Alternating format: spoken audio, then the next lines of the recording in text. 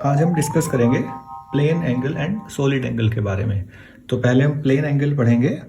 Plane angle ये 2 dimensional angle भी होता है। इसको आपने पहले भी पढ़ा है 10th क्लास में, ट्रिग्नोमेट्री ज्योमेट्री में इसका यूज़ करते थे। तो एक सिचुएशन हम ले रहे हैं। मान लिया हमारे पास एक ये सर्कुलर आर्क है। इस सर्कुलर आर्क का जो सेंटर है वो ये पॉइंट O है। हमने इस सर्कुलर आर्क के दोनों एंड्स को इस O पॉइंट से ज्वाइन किया हुआ है। अभी इन दोनों लाइंस के बीच का जो एंगल होगा उसको हम बोलते हैं प्लेन एंगल। और इस एंगल को निकालने का हमें फॉर्मूला भी याद है इस लेंथ के टर्म में। इसको हम बोलते थे आर्क, और ये जो डिस्टेंस होती थी इसको हम बोलते थे रेडियस ऑफ सर्कुलर आर्क। तो इसका फॉर्मूला आपने पढ़ा है। इसका फॉर्मूला होता था angle is equal to arc over radius, और arc is equal to angle into radius. यहाँ पर आप लोग आर्क इस लेंथ को बोल रहे हो, ये जो लेंथ है ये आर्क है, ठीक है। और एंगल, ये एंगल जो अगर आप इसको लोगे तो ये आपको रेडियन में लेना होगा। तो रेडियन जो है वो इसकी SI यूनिट भी होती है। SI यूनिट रेडियन होती है प्लेन एंगल की। तो इसको रेडियन में लिखते हैं। एक रिलेशन हम पहले भी पढ़ चुके हैं, पाई रेडियन 180 डिग्री के इक्वल होता है। तो इससे हम डिग्री को रेडियन में इजीली कन्वर्ट कर सकते हैं। अक्सर हमें एंगल डिग्री में गिवन होते हैं तो हम उनको रेडियन में कन्वर्ट कर लेते हैं। इस फॉर्मूले को थोड़ा और ध्यान से पढ़ेंगे। ये जो मैंने फॉर्मूला लगाया आर्क मतलब एक तरीके से लेंथ है, और एंगल इंटू रेडियस के इक्वल होती है। मैं यहाँ पर जैसे मैंने एक ये सर्कुलर आर्क बनाई हुई है, एक स्ट्रेट लाइन बना देता हूँ। इस स्ट्रेट लाइन का नाम रखा मैंने AB, और ये आर्क है ACB।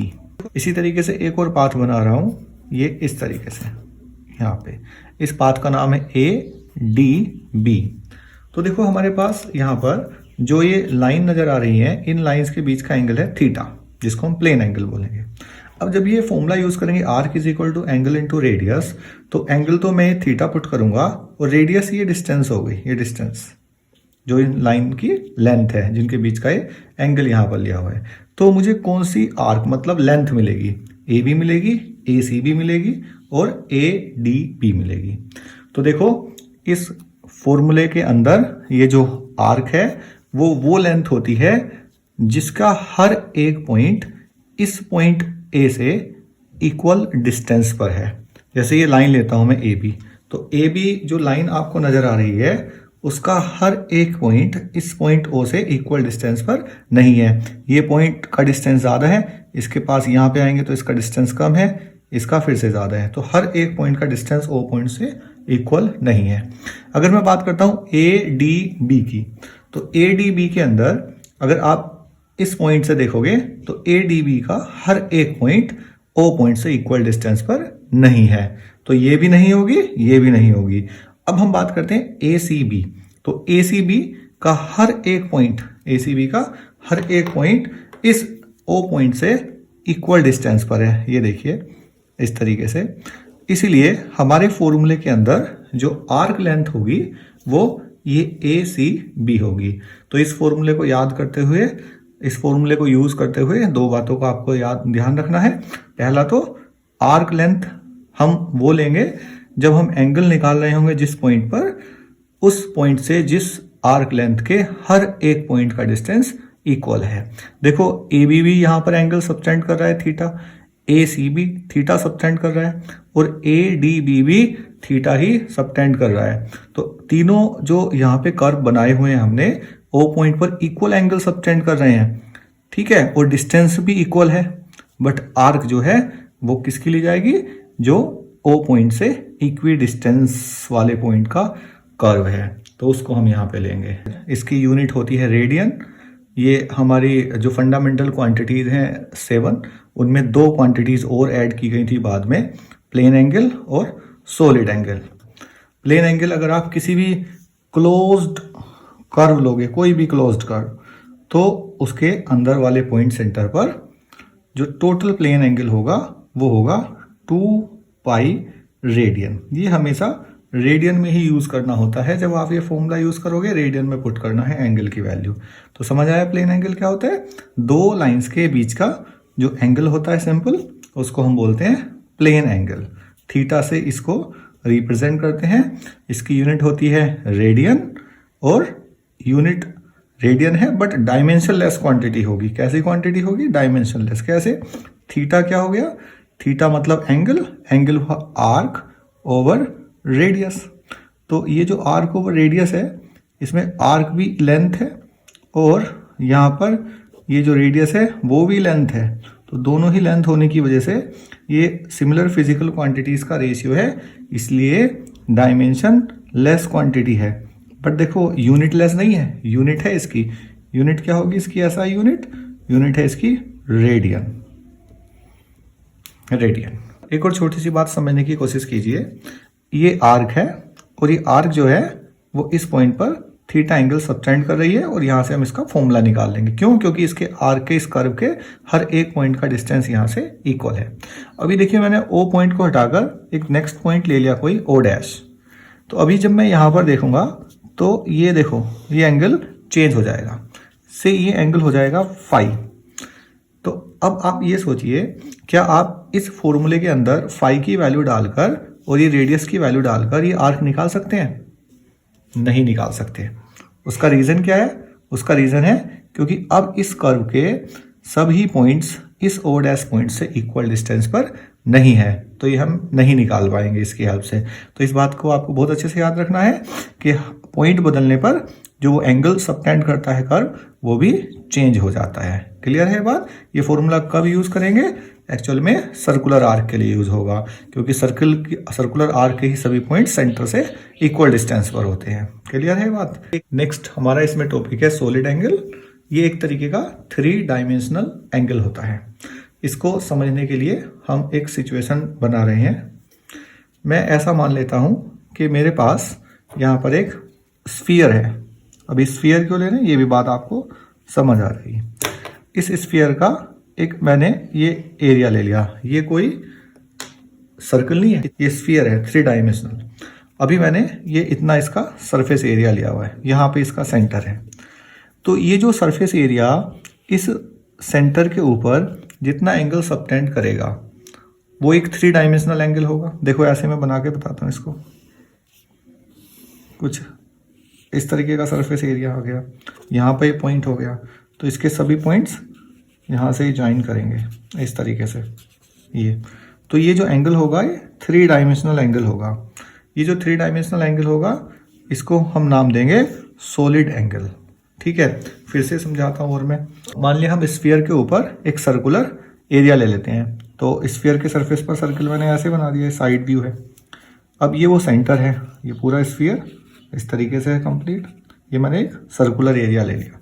अब मैं क्या करता हूँ, इसको पॉइंट सेंटर को इस सर्कुलर एरिया जो लिया है स्फीयर का, उसके हर एक पॉइंट से ज्वाइन करता हूँ इस तरीके से। तो ये जो सर्कुलर एरिया है यहाँ पर, ये सारे जो पॉइंट्स ज्वाइन हो रहे हैं यहाँ पर, ये इस पॉइंट पर सेंटर पर कुछ एंगल सबटेंड कर रहा है। इस एंगल को ही हम बोलते हैं सॉलिड एंगल और 3 डायमेंशनल एंगल। इसकी यूनिट क्या होती है? इसकी यूनिट होती है स्टेरेडियन, और इसका फॉर्मूला भी इसी तरीके से लिखा जाता है। इसका फॉर्मूला होता है solid angle is equal to, ये जो सरफेस एरिया है, सरफेस एरिया से ये सरफेस एरिया है डेल्टा ए, तो मैं लिखूंगा यहाँ पर डेल्टा ए ओवर ये रेडियस इस स्फीयर की, जिसका ये सर्कुलर एरिया एक पार्ट है, उसकी रेडियस से ये आर है, तो ये आर स्क्वायर होता है यहाँ पे एरिया, ये जो जितना एंगल लिखा ओवर आर स्क्वायर। तो ये हमारा सॉलिड एंगल हो गया। यहाँ से आप देख सकते हैं ये हमारा सॉलिड एंगल का फॉर्मूला हो गया। सॉलिड एंगल इसी की हेल्प से कैलकुलेट किया जाएगा। इसमें 1-2 पॉइंट आपको याद रखने हैं, इसको मैं अभी आपको विजुलाइज भी कराने की कोशिश करूंगा, पर आप इसमें 1-2 पॉइंट्स पहले समझिए। देखिए जब इस फॉर्मूले का यूज किया जाएगा तो यहाँ पर ये एरिया होगा मीटर स्क्वायर में और ये भी मीटर स्क्वायर हो जाएगा। तो आप ये मत सोचना कि ये यूनिट लेस क्वांटिटी है। जो फंडामेंटल क्वांटिटीज थी हमारी 7, उसमें बाद में जो 2 क्वांटिटीज ऐड की गई हैं और बाद में 9 हो गए, वो उन 2 में से ही एक जो है वो सॉलिड एंगल है। एक प्लेन एंगल है, दूसरा सॉलिड एंगल है। तो ये यूनिट लेस नहीं है, इसकी जो SI यूनिट है वो स्टेरेडियन है। हाँ, ये डायमेंशन लेस जरूर है, क्योंकि जो एरिया की डायमेंशन होगी वही आर स्क्वायर की डायमेंशन होगी। तो डायमेंशन लेस तो जरूर होगी, बट ये यूनिट लेस नहीं है। पहली बात तो आपको ये बहुत अच्छे से याद रखनी है। इसकी यूनिट क्या होगी? स्टेरेडियन।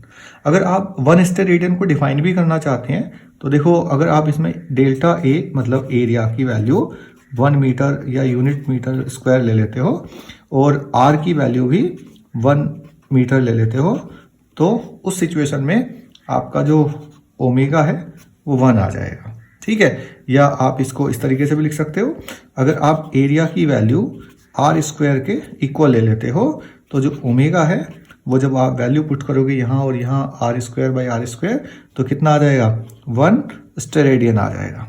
तो 1 स्टेरेडियन की डेफिनेशन क्या हुई? 1 स्टेरेडियन वो सॉलिड एंगल होता है जो एक ऐसे सरफेस द्वारा बनता है जिसका एरिया उसकी रेडियस के स्क्वायर के इक्वल है। ठीक है, मतलब 1 स्टेरेडियन क्या हुआ? Solid angle subtended by a surface of area R square where R is radius of surface. तो यहाँ पे हम लोग इस तरीके से स्टेरेडियन को लिख सकते हैं। क्लियर है बात ये? अब देखिए दूसरा पॉइंट क्या है इसमें। यहाँ पर ये कर्व, ये जो सरफेस है वो कैसा होना चाहिए, तो ये लास्ट जो हम एग्जांपल ले रहे थे सॉलिड एंगल में, उसी की हेल्प से समझेंगे। यहाँ पर जब आप ये डेल्टा ए निकालते हो और ये ओमेगा और आर स्क्वायर, तो इसमें जो डेल्टा ए निकालेंगे हम इसको सोल्व करके, यहाँ से हो जाएगा delta A is equal to solid angle into R square. तो देखो यहाँ से अगर हम ये निकालेंगे तो डेल्टा ए होगा किसका? पहले आप एक बात समझिए। मान लेता हूँ यहाँ पर एक हमने स्फीयर का सर्कुलर एरिया लिया हुआ है, उसके सरफेस के ऊपर ऐसे सर्कुलर एरिया ले लिया। इसने इस पॉइंट पर जो सॉलिड एंगल सबटेंड किया, सॉलिड एंगल मतलब सभी पॉइंट्स को ज्वाइन करने वाला ये सॉलिड एंगल, जैसे आपने जो बर्थडे कैप होता है वो देखा होगा, उसमें इस तरीके से यहाँ पे एक सॉलिड एंगल बना सकते हो आप। और भी इसके बहुत सारे एग्जांपल होते हैं, जैसे छोटी टॉर्च बल्ब होता है, उसको ऑन करते हो तो उससे जो लाइट बीम बाहर निकलता है वो भी कोन की शेप में होता है। तो कोन का जो ये वाला एंगल होता है ये 3 डायमेंशनल एंगल, इसको सॉलिड एंगल बोल सकते हो। तो ये सॉलिड एंगल यहाँ पर ओमेगा है। अभी देखो मैं यहाँ से यहाँ तक का डिस्टेंस दे रहा हूँ ये आर, तो मैंने यहाँ पर लिखा एरिया मतलब ये एरिया ओमेगा आर स्क्वायर। अभी देखो यहाँ पर कुछ और भी चीज़ें हो सकती हैं। मान लिया यहाँ पर कोई एरिया 3 डायमेंशनल एरिया ऐसे, मान लिया एरिया हमने इस तरीके से लिया, कोई एक और एरिया इसके अंदर ऐसे ले लिया, तो सॉलिड एंगल तो सेम है सभी के लिए, और देखो ये डिस्टेंस भी इक्वल है आर। तो यहाँ जब मैं फॉर्मूला पुट करूंगा ओमेगा भी सेम हो गया, आर भी सेम हो गया, तो ये एरिया कौन से सरफेस के लिए आएगा? फर्स्ट के लिए आएगा, सेकंड के लिए आएगा कि थर्ड के लिए आएगा? तो देखो यहाँ भी वही बात है, ये एरिया उस सरफेस के लिए आने वाला है जिस सरफेस का हर एक पॉइंट इस पॉइंट से इक्वल डिस्टेंस पर है। ये आपको बहुत अच्छे से याद रखनी है। ये एरिया किसका आएगा निकलकर? जिस सरफेस का हर एक पॉइंट ओ पॉइंट से इक्वल डिस्टेंस पर है। तो देखो ये तो स्फीयर भी होता है, अगर स्फीयर का सेंटर ले लें इसको हम, और स्फीयर के हर एक सरफेस के और स्फीयर के सरफेस के हर एक पॉइंट को देखें तो वो इस ओ पॉइंट से इक्वल डिस्टेंस पर आएगा। तो एक छोटा सा फॉर्मूला इसमें और याद रख सकते हो, ये काफी काम में आता है। अगर हम एक स्फीयर ले लेते हैं और एक स्फीयर का मैंने एक छोटा सा पार्ट लिया यहाँ पे ऐसे, ये इस स्फीयर का सेंटर है, और इस स्फीयर के छोटे से पार्ट ने यहाँ पर जो सॉलिड एंगल सबटेंड किया हुआ है वो है ओमेगा। सॉलिड एंगल हमें पता है कौन सा एंगल होता है, 3 डायमेंशनल एंगल होता है। ये पूरे का पूरा एंगल जो है वो सॉलिड एंगल, ये 3 डायमेंशनल एंगल है। अभी एक बात समझिए आप, ये कोन जैसी स्ट्रक्चर बनेगी, लेकिन कोन का जो ये बेस होगा वो फ्लैट नहीं होगा, वो स्फेरिकल होगा। ये बात समझते हो? जब आप जैसे आइसक्रीम कोन लेते हो तो आइसक्रीम कोन में और ऊपर तक जब आइसक्रीम डालते हैं तो एक स्फेरिकल शेप में इस तरीके से हो जाता है, ऐसे हो जाता है स्फेरिकल शेप में, वो फ्लैट थोड़ी होता है। तो उस तरीके का एक ऊपर जो बेस बनेगा वो स्फेरिकल बेस बनेगा, ना कि फ्लैट। तो ये स्फेरिकल बेस है। अब देखिए ऐसी कोन बनी जिसमें स्फेरिकल बेस बन रहा है, इस एंगल को बोलते हैं थीटा। इसको हम हाफ एंगल ऑफ कोन भी बोल देते हैं, हाफ कोन एंगल। ये वाला एंगल भी थीटा हो जाएगा। तो इस ओमेगा और थीटा में एक रिलेशन लिखा जा सकता है जो कि बहुत इंपॉर्टेंट है, आपको कई जगह इसकी जरूरत पड़ेगी, हमेशा याद रहना चाहिए आपको। तो ओमेगा हाफ कोन एंगल के साथ रिलेट कर सकते हैं। ओमेगा होता है 2 पाई 1 माइनस कोस थीटा, ये फॉर्मूला होता है ओमेगा का। Omega is equal to 2 pi 1 minus cos theta. Cos theta क्या है? हाफ एंगल ऑफ कोन है, और पाई आप जानते ही हो, और ओमेगा सॉलिड एंगल है। तो देखो इस तरीके से जब कभी भी हमारी कोन बन रही हो, तो कोन का अगर हाफ एंगल हमें पता है, तो हम उसका जो जहाँ पे कोन का वो वर्टेक्स है, उसकी एपेक्स है, उस पॉइंट पर जितना सॉलिड एंगल बनेगा वो हम निकाल सकते हैं। तो आई होप कि आपको सॉलिड एंगल थोड़ा बहुत समझ में आया होगा। थोड़ा मैं आपको ग्राफिक्स के जरिए भी इसको समझाने की कोशिश करता हूँ। इसका 3 डायमेंशनल में विजुलाइज करने के लिए देखो हम एक एग्जांपल ले रहे हैं। हमारे पास एक वाटरमेलन है और हम इसके ऊपर एक छोटा सा ये सर्कुलर एरिया ले रहे हैं। अब इस सर्कुलर एरिया को इसके सेंटर से ज्वाइन करते हैं, इसका हर एक पॉइंट, तो इस तरीके की कॉनिकल शेप आपको नजर आए, ये सॉलिड एंगल होगा। तो angle subtended by a surface at the centre of sphere is called solid angle, और ये सरफेस है ऊपर का जो आपको नजर आ रहा है। और एग्जांपल देखिए इसके, जैसे टॉर्च है, टॉर्च से जो लाइट बीम बाहर निकलता है, तो देखो वो भी कोन की शेप में होता है। कैरेट होती है, वो भी कोन की शेप में होती है, उसका जो ये एंड है, इस एंड के ऊपर आप ये सॉलिड एंगल एज्यूम कर सकते हो। इसी तरीके से बर्थडे कैप होता है, उसमें भी वो कोन के शेप में होता है। फॉलिंग लिक्विड को देखोगे तो फॉलिंग लिक्विड भी देखो इस तरीके से निकलता है। सिरिंज से निकलता हुआ लिक्विड भी उसी तरीके से सॉलिड एंगल को आपको विजुलाइज करने में हेल्प कर सकता है। तो सॉलिड एंगल को डे टू डे लाइफ में भी हम इसको काफ़ी ज़्यादा विजुलाइज कर सकते हैं। इसकी जो यूनिट होती है स्टेरेडियन, उसको समझने की कोशिश करते हैं। तो जैसे अभी हमने फॉर्मूले में लिखा था, the angle subtended by surface is 1 steradian if it's area is equal to the square of the radius of spherical surface. तो ये जो वाटरमेलन लिया है, इसका जो रेड एरिया नजर आ रहा है, इसका एरिया मैंने लिया हुआ है आर स्क्वायर के इक्वल। आर इस वाटरमेलन की रेडियस हो गई है, तो A is equal to R square लिया हुआ है मैंने यहाँ पर। अभी इस सिचुएशन में जो इतना रीजन ये एंगल सबटेंड करेगा, देखो ये रीजन जो यहाँ पर कंडीशन ली A is equal to R square, तो ये जो रीजन है, ये जो सेंटर पर एंगल सबटेंड करेगा वो हो जाएगा 1 स्टेरेडियन। तो इस तरीके से 1 स्टेरेडियन को हम डिफाइन करते हैं। तो ये जो कोन होगी वो 1 स्टेरेडियन की कोन होगी। अब हम इसको प्रैक्टिकली समझने की कोशिश करते हैं। इसको प्रैक्टिकली समझने के लिए हमने एक वाटरमेलन लिया हुआ है जिसकी रेडियस है आर। अब हम इस वाटरमेलन के सरफेस पर ये एरिया ले रहे हैं जिसकी वैल्यू है square of radius of watermelon. अब ये जो एरिया है जो आपको नज़र आ रहा है, ये जो सेंटर पर एंगल सबटेंड करेगा, वो एंगल जो होगा वो होगा 1 स्टेरेडियन। अभी आपके लिए इसी से रिलेटेड एक क्वेश्चन है। अगर हम यहाँ पर इस वाटरमेलन के सरफेस के ऊपर 1 स्टेरेडियन की कोन बनाते हैं, इसका मीनिंग जो हम यहाँ पे कोन का बेस एरिया ले रहे हैं वो इसकी रेडियस के स्क्वायर के इक्वल है। तो इसमें कितनी कोन बना पाओगे? How many steradians are there in complete sphere. इसका मीनिंग नंबर ऑफ कोन्स कितने बना पाओगे आप। एक एक स्टेरेडियन की एक कोन है, इस वाटरमेलन के अंदर कितनी कोन होगी।